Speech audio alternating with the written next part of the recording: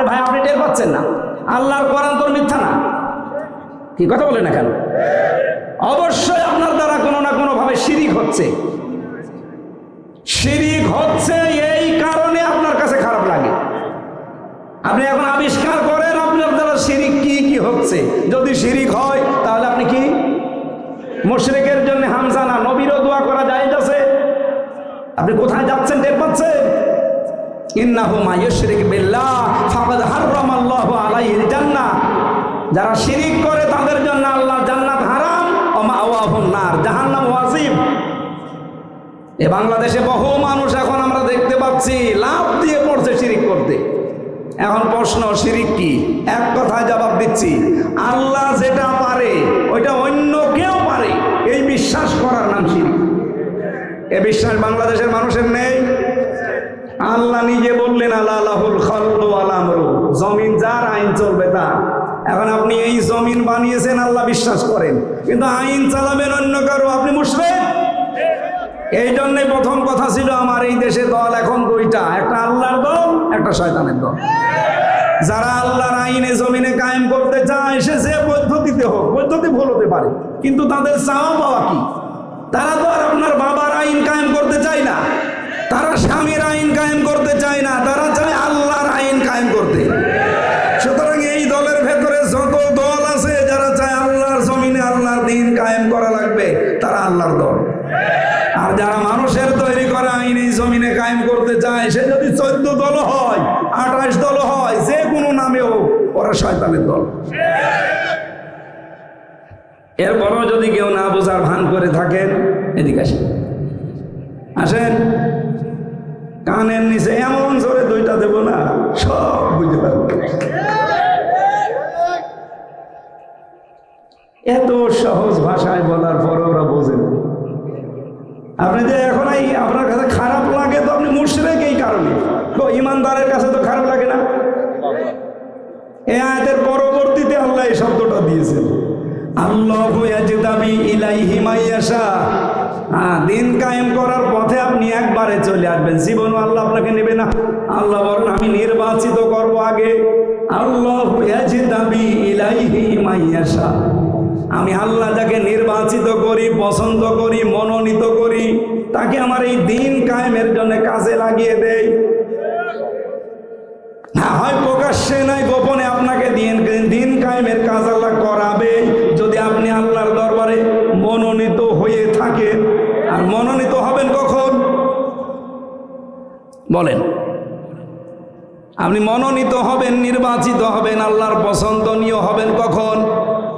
এর পরের শব্দ ওয়াহদি ইলাইহি মাইয়ুনিব, যে ব্যক্তি মন থেকে আল্লাহর দিকে ফিরে আসতে চায় তাকে আল্লাহ তার দ্বীনের কাছে কর্মী হিসাবে লাগিয়ে দেয়। এই বাংলাদেশে বহু মানুষ গোপনে এতদিন অনেকে অনেকভাবে কাজ করেছে দ্বীনের জন্য, আল্লাহ তাদেরকে নির্বাচিত করেছিল, এখন তারা প্রকাশ্যে এসেছে। আমি নাম বলতে পারি, সাদিক কাইম, এস.এম. ফরহাদ।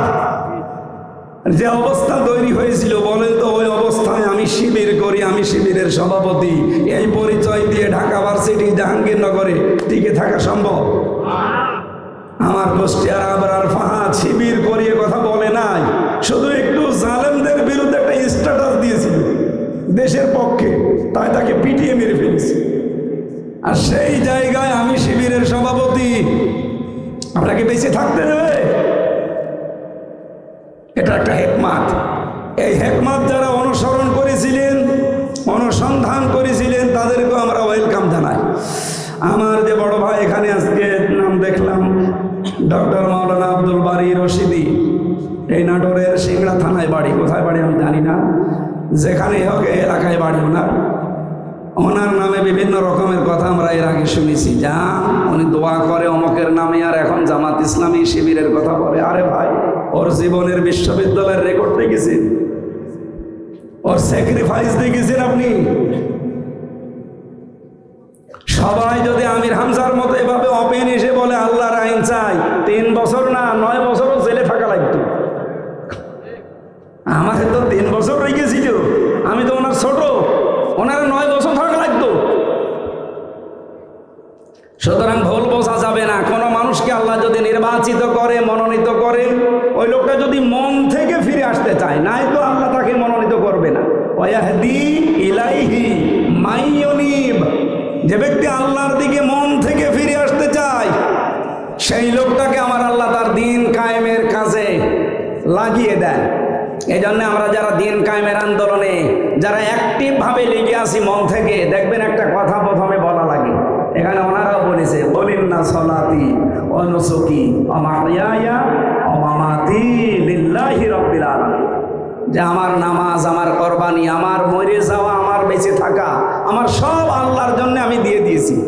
সুতরাং এখন আমার যা আছে আমার সব কার জন্যে? বলেন বলেন, এ কথা কি আমার মুখের বলা শুধু? এটা আমার মন থেকে বলা। এরপরে আপনাকে শপথ দেবে। এ কথা তো আমি সেই 33 বছর, তো আমার তো 32 বছরই পড়েছি আয়াত। এতদিন তো এই অনুভূতি আসে নাই। অথচ গত বছর অক্টোবরের 13 তারিখে আয়াতটা যখন আমিরে জামাত এভাবে পড়াচ্ছিলেন, এরপর থেকে অনুভূতি আল্লাহ তৈরি করে দিয়েছে যে আমার বউ, ছেলে, মেয়ে, জায়গা জমি, কুষ্টিয়ার বাড়ি না, আমার জীবনও এখন আমার আল্লাহর জন্য। এই জন্য কষ্টকে আমার আর কষ্ট মনে হয় না। তাছাড়া এই শরীরে তো এত কষ্ট সহ্য করা সম্ভব না। 3টা বছর জালেমরা কিছু রেখেছে শরীরে, খাওয়ারও ঠিক মতো দেয়নি আমারে। ফাঁসির কন্ডেম সেলের ভেতরে 24 ঘন্টা তালাবদ্ধ করে আবার সিসি ক্যামেরা দিয়ে রেখেছি, কেউ যেন আমার সাথে কথাও না বলে। এত কড়াকড়ি করতো। কয়েকটা কারারক্ষে একটু মুসলমান যারা ভালো ভালো পেলে ওই 2-1 দিন সময় পেতাম, যে তাও এই দাওয়াতি কাজ করতাম। বাইরে বের হওয়ার পরেই দেখেন 1 বছর কয়েক মাস হয়ে গেল, এখনও আমি স্বাভাবিক হতে পারি নাই। এখন আমার কণ্ঠ শেষ, আমার মাথার এই সাইডটা মাঝে মাঝে এলোমেলো হয়ে যায়। যেখানে ডাক্তার দেখালাম, যে সিঙ্গাপুরে, মালয়েশিয়া, বিভিন্ন দেশে গেছি, বলে না সময় লাগবে। ওরা বহু উল্টাপাল্টা জিনিস খাওয়িয়েছে আমাদের। এখানে ডাক্তার না ডক্টর আছে আমি জানি না, ওনারা জানে, তেঁতুল দেয় প্রত্যেক খাবারে। আমারে যে খাবারই দিত, ডাল রান্না করেছে তেঁতুল, ডালের ভেতরে তেঁতুল দিলে খাওয়া যায়। তরকারি রান্না করেছে 4-5 রকম জিনিস দিয়ে তেঁতুল দেবে, ডিম ভেজেছে তেঁতুল দেবে। এটা দিলে কি হয় ডাক্তাররা জানে। শরীরটা একদম শেষ করে দিয়েছিল। এই জন্য হেকমতের সাথে যদি কেউ কাজ করে থাকে এই 15.5 বছর, তাদেরকেও ওয়েলকাম জানানো দরকার। তাদেরকেও ধন্যবাদ জানায় যে তাদের কারণে আজ আমরা এখনো টিকে আছি। আল্লাহ রাব্বুল আলামিন তাদেরকেও দিনের জন্য যেহেতু কবুল করেছে, অ্যাক্টিভভাবে কাজ করার তৌফিক দিন। আমার কথা ছিল, আপনার কাছে খারাপ লাগে আমার বক্তব্য এই কারণে, কারণ আপনি শিরিক করছেন। ওই যে আল্লাহ যেটা চায় আপনি ওইটা চান না। আল্লাহ চায় এই জমিনে তার আইন চলবে, আপনি চান মানুষের আইন চলবে, তাহলে আপনি কি মুশরিক? বলেন বলেন। তাহলে বাংলাদেশে মুশরিক নেই? আল্লাহ আমাদেরকে যেন এই শিরিক থেকে বাঁচান, বলেন আমিন। কোন মানুষ যদি এখন আল্লাহর দিন থেকে মুখ ফিরিয়ে নিয়ে চলে যেতে চান, উল্টাপাল্টা কথা আমাদের নামের উপরে, এরা জামাত করে, এরা ইসলাম করে, এই জন্য আমি ইসলামে নেই। ইসলাম কি জামাত ইসলামে? বলেন। আল্লাহর এই আয়াতে আল্লাহ ঘোষণা দিলেন, মাইয়ার দাদ্দা মিনকুম আন দীনিহি, ইমানদারেরা যদি আল্লাহর দিন থেকে মুখ ফিরিয়ে চলে যাও, তুমি মনে করছো যে আল্লাহর দিনকে তুমি দুর্বল করে দেবে, ধ্বংস করে দেবে, অকিছু হয়ে যাবে না। ফাসাউফা ইয়াতিল্লাহু বিকওমিন, অতি শীঘ্রই আল্লাহ এমন একটা দল তৈরি করে দেবে তোমাদের উপরে, ইউহিব্বুহুম ওয়া ইউহিব্বুনাহু, তারাও আল্লাহকে ভালোবাসবে, আল্লাহও তাদেরকে ভালোবাসবে। এই আয়াতটা পড়ার পরে আমার তো মনে হচ্ছে এই বাংলাদেশে সেই দলটার নাম জামাত ইসলামী বাংলাদেশ। আপনি দেখেন যারা এদের উপরে বিভিন্ন ট্যাগ দিয়ে আজ ইসলাম থেকে বের হয়ে চলে যাচ্ছে, যে ইসলামই মানি না। যে আপনি কি আল্লাহর দিনকে দুর্বল করতে পারবেন? আপনি চলে যান। আপনার এই চলে যাওয়া দেখে আল্লাহ একটা সিদ্ধান্ত নিয়েছেন, ফাসাউফা, সিন, সাউফা, কদ, লাম, 13টা শব্দ আছে আরবি গ্রামারে। কোন সেন্টেন্সের আগে একটা যদি আসে, বাংলা অর্থ হয় অতি তাড়াতাড়ি। যখনই আল্লাহর দিন থেকে, ইসলাম থেকে মানুষ মুখ ফেরানো আরম্ভ করবে, তখনই আল্লাহ তাড়াতাড়ি করে একটা দল বানিয়ে দেবে, আর সেই দলটা এখন জামাত ইসলাম। কেন বললাম? আল্লাহ তাদেরকে ভালোবাসে, আল্লাহ নিজেও তারা আল্লাহকে ভালোবাসে। আপনি তাকান, এই গুণটা বাংলাদেশ জামাত ইসলামেতে আছে না নাই? এ গুণটা থাকার পরে আল্লাহ কয়েকটা গুণ আরো দিয়েছেন, তারা এই কাজগুলো হাতে নেবে। আদিল্লাতিনা আলাল মুমিনিন আইজ্জাতিনা আলাল কাফিরিন, তারা মুমিনদের প্রতি রহম দিল হবে আর কাফেরদের প্রতি কঠোর হবে। আমার বাড়ি কোথায়? কুষ্টিয়া, আপনার বাড়ি নাটোরের সিংড়া। আজকের এই সাইদুর রহমানের সাথে আমার জীবনে 2 বার দেখা মাত্র। ওনাকে একদিন দেখেছিলাম সেই সিংড়ার কোন আয়েস না কোথায়, আর আজকে এই সুকাশ। এই 2 জায়গায় দেখা। ওনার নামই যদি নাও দেখতাম, উনি যেহেতু একামতে দিনের কর্মী, এই জন্য আমার অন্তর ওনার জন্য আল্লাহ আগেই ভালোবাসা তৈরি করে দিত। অথচ এখান থেকে আমার বাড়ি প্রায় 100 কিলোমিটার। আমার নিজের আপন ভাইও যদি একামতে দিনের কর্মী না হয়, তার প্রতি ভালোবাসা ওনার মতো জীবনও তৈরি হবে না। এটা তো আর আমি নিজে তৈরি করিনি, করেছে কে? বলেন বলেন। আজিল্লাতিন আলাল মুমিনিন, যদি সত্যি আমাদেরকে আল্লাহ দিন কায়েমের জন্য অ্যাক্টিভ ভাবে কবুল করে থাকে, আর আমি যদি মন থেকে ফিরে আসতে পারি, মাস্ট বি ইমানদার যারা এদেশে আমরা আছি, একামতে দিনের কর্মী যারা, তারা সবাই এক মায়ের পেটের ভাইয়ের মতো। আমার আপন ভাইয়ের মহব্বত এত বেশি তৈরি হবে না। আজিল্লাতিন আলাল মুমিনিন আইজ্জাতিন আলাল কাফিরিন, কিন্তু কাফেরদের প্রতি কিন্তু আমরা কড়া। আজ বাংলাদেশে বহু কাফেরদের কাজ অনেকে আঞ্জাম দিচ্ছে, তাদের প্রতি আমরা সোচ্চার, মাঝে মাঝে আমরা প্রতিবাদ জানাই। এই যে গানের মাস্টার নিয়েছে, গানের মাস্টার নিয়োগ দিয়েছে, এমনকি শরীর চর্চার জন্য 1 থেকে 5 পর্যন্ত মাস্টার নিয়োগ দেওয়া হয়েছে প্রাইমারিতে। আমরা এই বাংলাদেশ জামাত ইসলামী সহ ইসলামী দল যারা, সবাই কিন্তু ঐক্যবদ্ধ এখন যে গানের মাস্টার যদি নেওয়া হয়, 92% মুসলমানের দেশে 1 থেকে 5 পর্যন্ত একজন আলেম নেওয়া লাগবে। এটার পক্ষে আপনারা নেই? কারা আছেন দেখি? লিল্লাহি তাকবীর। ডক্টর মোহাম্মদ ইউনূস, 2 জন নবীর নাম ওনার, মোহাম্মদ আর ইউনূস। 2 জন নবীর নাম নিয়ে আপনি বসে আছেন, আর গানের মাস্টার নিতে পারেন, শরীরের মাস্টার নিতে পারেন। কোরআন শিক্ষার জন্য একটা আলেম মাস্টার নেওয়া যায় না? এটা নেওয়া লাগবে। এটা শুধু দাবি করছি না, এই দাবি আমরা আদায় করে ছাড়বো ইনশাআল্লাহ। কারণ আমাদের পরবর্তী প্রজন্মকে ধ্বংস করার একটা পায়তারা। এরা কাদের কাছ থেকে ডিরেকশন আসছে আমরা জানি। আপনারা যা করেন করেন, আমাদের দাবিগুলো মেনে নেন। আপনাদের যুদ্ধ চলুক, আমাদের যুদ্ধ চলুক, জয় হব ইনশাআল্লাহ আমরা। ইউজাহিদুনা ফি সাবিলিল্লাহ ওয়া লা ইয়াখাফুনা লাওমাতা লাইম। 3 নম্বরে একামতে দিনের কর্মী যারা, এই মানুষগুলো আল্লাহর রাস্তায় কাজ করে, কোনো নিন্দুকের নিন্দার পরোয়া তারা করে না। কত রকমের অপবাদ দিয়েছে বলেন 54 বছরে, কিচ্ছু মনে করি নাই, করবো না। আজকে দেখলাম ফজু পাগলা, উনি বলছে শিবির পাকিস্তানি, এটা আমার নাম দেওয়া। আপনি কেন? আপনার বাবা দিলেও আমরা কিছু মনে করি না, কারণ আমরা পাকিস্তান পন্থী না, আমরা বাংলাদেশ পন্থী। যারা বিভিন্ন দেশপন্থী তারা কিন্তু ওই দেশে চলে যাচ্ছে। কথা বলে না কেন? বাংলাদেশ জামাত ইসলামীর একটা মানুষও পাকিস্তানে পালিয়েছে কেন? এই মিথ্যা তহমত দেন। আমরা শুধুমাত্র স্বাধীনতা আন্দোলনের সময় যুদ্ধের পক্ষে ছিলাম না তা না, ডাইরেক্ট হয়তো করি নাই, কিন্তু ইতিহাস বলছে আমরা এই দেশে তখন ভারত বিরোধী ছিলাম। এটা জামাত ইসলামী 54 বছর আগে বুঝেছে, আর মানুষ এখন বুঝতেছে ওইটা, যে আসলেও তো ভারত আমাদের শত্রু। একটা উপকার দেখান আপনি, চিকিৎসা বিজ্ঞানে ওরা নাকি আমাদের উপকার করে, চিকিৎসা সেবায়। কে বলেছে আপনাকে? ওরা যদি 20 টাকা খরচ হয় ওদের পাশের দেশে, এখান থেকে চাইনায় গেলে, এখান থেকে সিঙ্গাপুরে গেলে, ও 20 টাকার চাইতে 15 টাকায় শেষ করে চলে আসা যায়, তা উন্নত চিকিৎসায়। এই 54 বছরে একটা উপকারও আমরা পাইনি, শুধু ক্ষতি ছাড়া। এখানে দিনের মুজাহিদ যারা, চেষ্টা তারা করে, এদের নামে যতই বদনাম দেন থামাতে পারবেন না। কুছ পরোয়া নেই, লা ইয়াখাফুনা লাওমাতা লাইম, যালিকা ফাদলুল্লাহ। আল্লাহ বলেন এটা যার তার দ্বারা সম্ভব না, এটা আমার অনুগ্রহ। যাকে আমি আল্লাহ এই অনুগ্রহ দান করি, সেই লোকটা এভাবে অ্যাক্টিভ ভাবে কাজ করতে পারে। আল্লাহু ওয়াসিউন আলিম, আমি সব দিক থেকে প্রশস্ত। আল্লাহ রাব্বুল আলামিন যেহেতু প্রশস্ত, জ্ঞানের অধিকারী, আমাদের এই বাংলাদেশকেও তার জ্ঞান দিয়ে, তার আলো দিয়ে এবার আমরা সাজাতে চাই ইনশাআল্লাহ।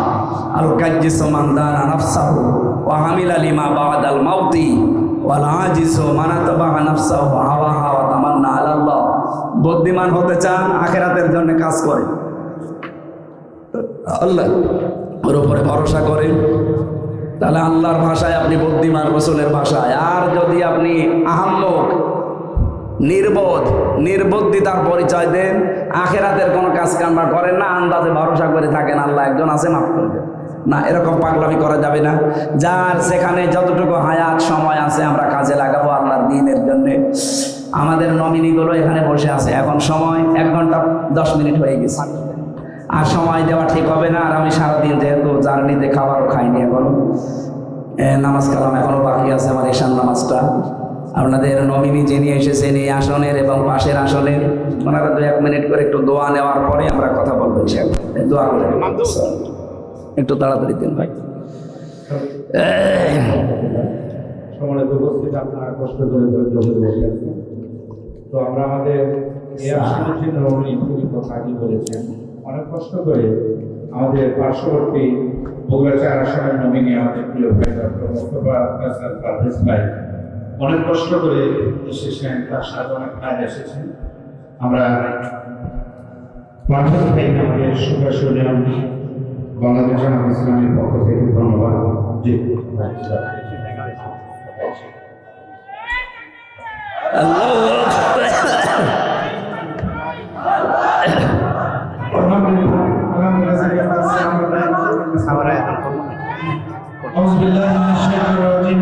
না থাকলে